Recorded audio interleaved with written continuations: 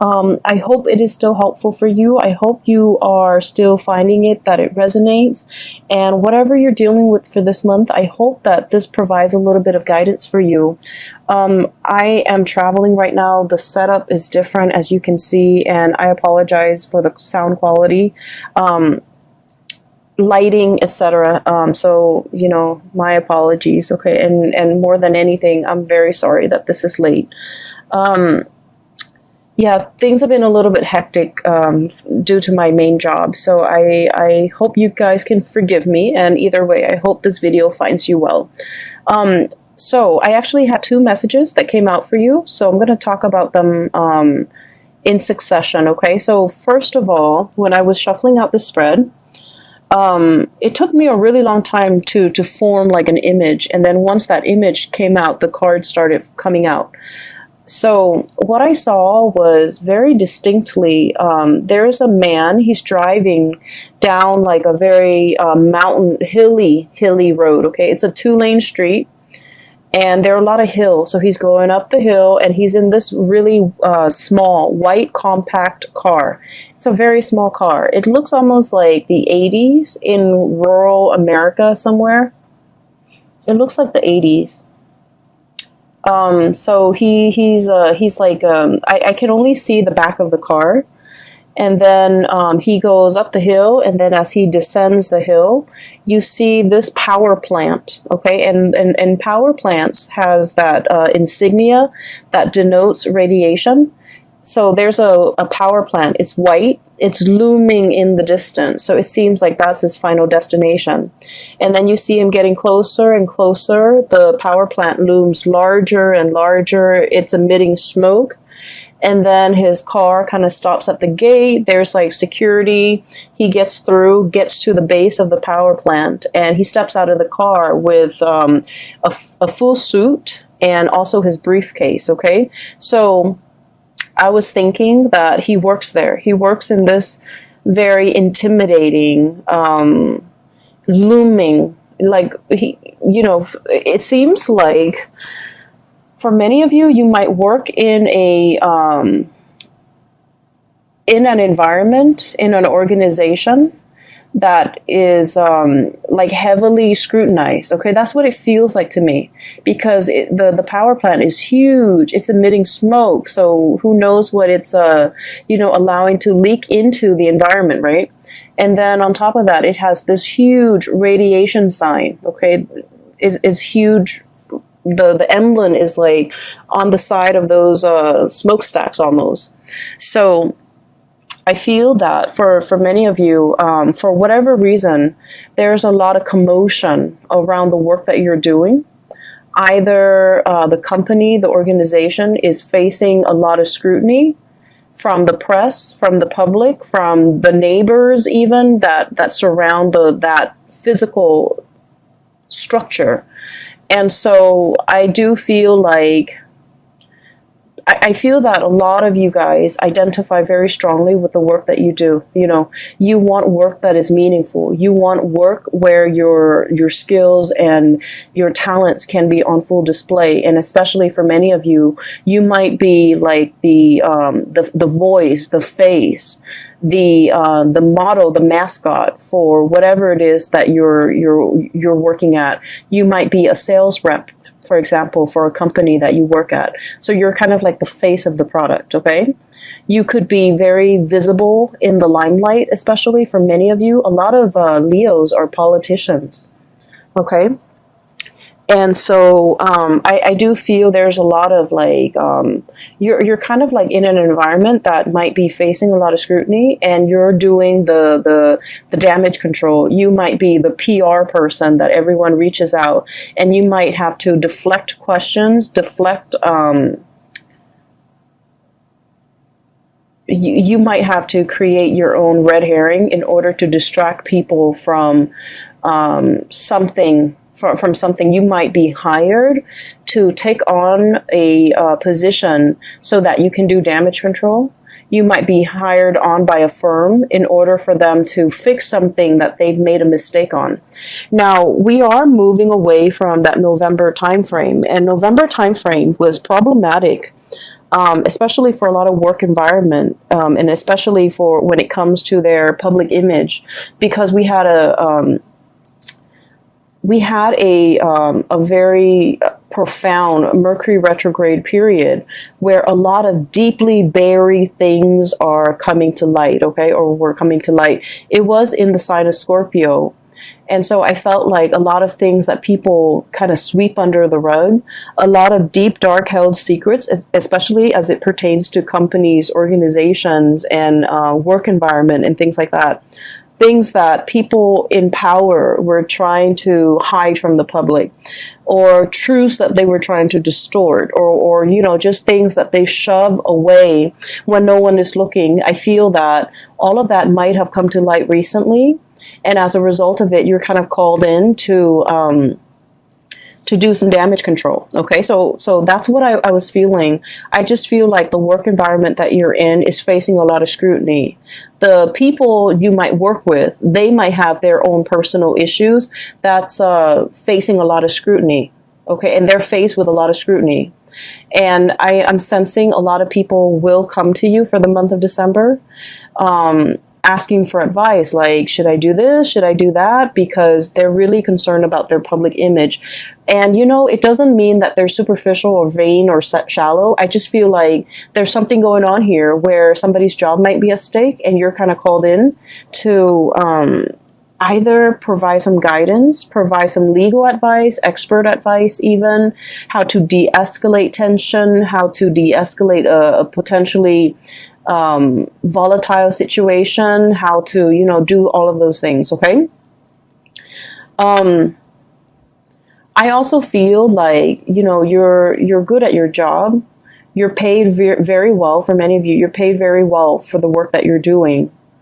But behind it, I feel that, it's a job. So you try to do what you're told. So for example, you work with you're hired on as a contractor to do some damage control for a company, and you might not like that company very much. And so, even if you don't agree with it, agree with the things they're trying to hide, the things that they're trying to sweep under the rug, you're hired to do this job. And so you will do it to the best of your capabilities. So I don't see any moral, ethical conflicts here. I just feel almost as if there's a lot of fires to put out. Okay. So going back to that image, there's a second part. So, he steps out and he's in a suit, really nice suit, in this mini car, but he's in a suit and he holds a briefcase. And so, my initial thought was, oh, he works here. He's an employee. But then I see him like in that briefcase. It's not like papers or laptop or things like that. I guess in the 80s they didn't have laptops. It's not like papers. It's a science kit. Okay, so he has like those. What are those? The droppers where you take a little bit of a water sample and you put it into a slide, things like that. He has a dropper. He has machines to test the radiation level. And so he opens it up, puts it on top of the front of the car, the hood of the car, and then he starts to go around the area, the power plant. He starts inspecting. So that's when I was like, oh, he's an inspector. So he's not called out to do some damage control, even though that message applies to some of you. Okay, but on the other hand, you might be also called in to inspect, to appraise, to make a final determination on something, to see whether or not it's sound, whether or not it's safe, whether or not it meets the regulation and the standards. And I feel like for many of you, and this could be, just literally just one person I'm speaking to, but I feel like there was something that was unearthed. All of a sudden, it just came to light, and you're called in to do to make the final determination, to inspect, to appraise, to look at it. And he does his thing. Okay, he walks around multiple times, collecting multiple samples, and then at the end of it, what I saw at the end of that picture of that scene was he puts in he takes like a poster from his car. Okay, and then you see him get back into the car. He drives away. The security gates closes behind him. He stops the car, gets back out, and he puts this giant poster with the radiation, the hazardous sign on it, hazardous sign on it, and it says like deemed unsafe. Okay, that's what it says, deemed unsafe. And so I feel that there's a situation around you where you guys are in a very important position to protect people from, okay? You're bringing something to light so that people can be made aware, so that people can, knowledge is power, right?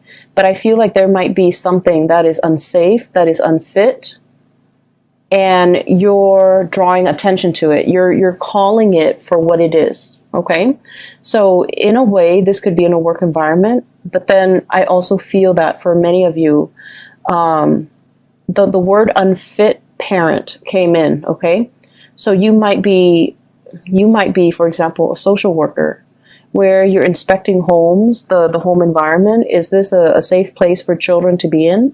You might be inspecting like a retirement home where they take care of elderly people.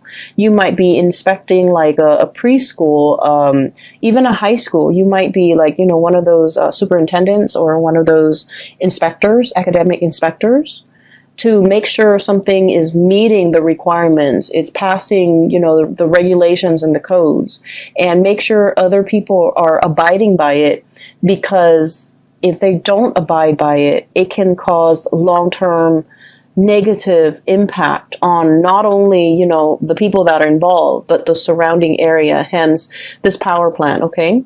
It generates power for the entire area, and if something happens to it, it will affect negatively the entire area in terms of, power surges, or even worse, like chemical spills and things like that. So I feel that you're taking your job very seriously, and you're wielding a lot of power. You're wielding a tremendous amount of power where what you say, what your findings are, what your final determination is, it will affect a lot of people. And I just have to say, Leos, us fire signs were incredibly, incredibly ethical. We try to always walk down that straight and narrow path, okay? We're humans. We do stray from it, okay? But I do feel that for a lot of fire signs in general, ethics and morality goes a long way. There's always a right and there's always a wrong. And we don't really mix the two. Okay, water signs always know there's a right and a wrong, but they make justifications based on their emotional attachment to a specific outcome. Air signs can rationalize. They rationalize, well, it's wrong in this context, but it could also be right in that context.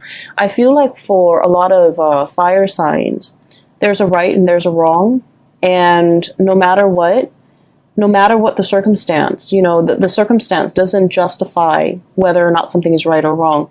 Those things are not malleable. And so I feel that you are wielding a tremendous amount of power here, and you're doing the right thing because you understand that by, I guess, succumbing to, pressure, or by not listening to your own sense of morality, it affects a lot of people. A lot of people around you, a lot of people that might not even be family members, that you might not even know them, personally, but it affects their families, it affects their livelihoods, it affects their health. And so you're doing everything that you can to make your final determination on something, possibly to close something down, to shut something down that's not healthy, or to, or to like find justice in a situation, okay? I see a lot of people here where you might be looking at, the way somebody is raising a child, the way somebody is taking care of another person, and you're disagreeing with the way in which they do things. And for some of you, you know, it is the holiday season.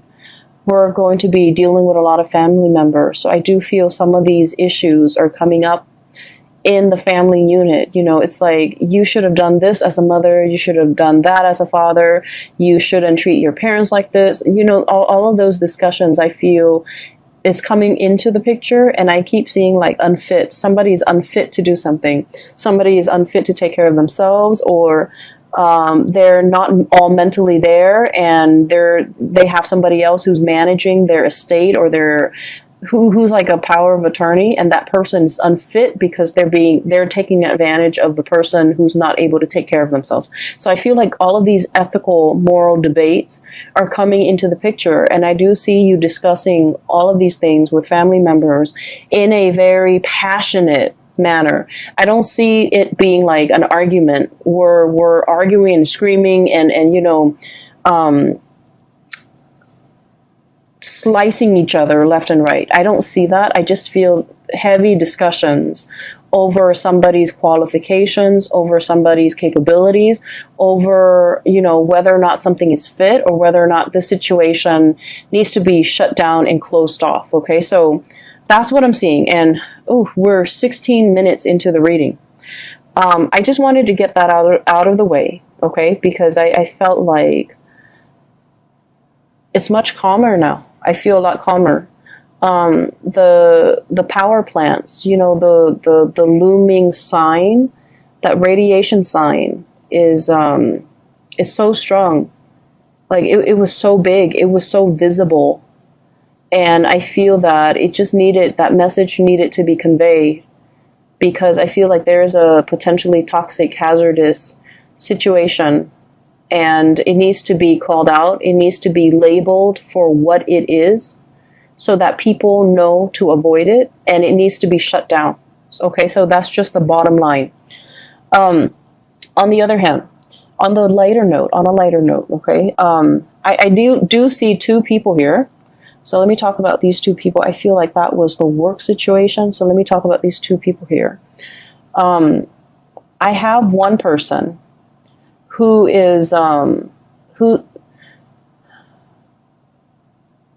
they're very much still interested in you, but I feel that you're turning your back on them, and you're turning away from them, and you're finding love and inspiration and passion and, you know, reciprocity elsewhere. Okay, I feel that you are upset and frustrated with this person, and this person is shown up here as the Knight of Cups. Okay. It seems almost like he's got a blob. It's like a paper bag over his head. Okay, that's what it feels like, doesn't it? So I feel that you are frustrated with this person. I feel that they do a lot of things that frustrate you. I also feel like they're overly affectionate and possibly a little bit needy. And I also feel that they're looking for you, wondering what you're up to, thinking about you, possibly even, you know, trying to reach out to you. And I feel that you respond when you want to, but this person is no longer kind of like your top priority. I feel like once upon a time, the love between the two of you might have been very hot and heavy, okay? Because I do see an energy of like opposites attract. There might be a huge age difference. There might be like a cultural difference. There might also be like, you know, it might be like an interracial coupling type of a thing. But I feel like there's a certain degree of, you know,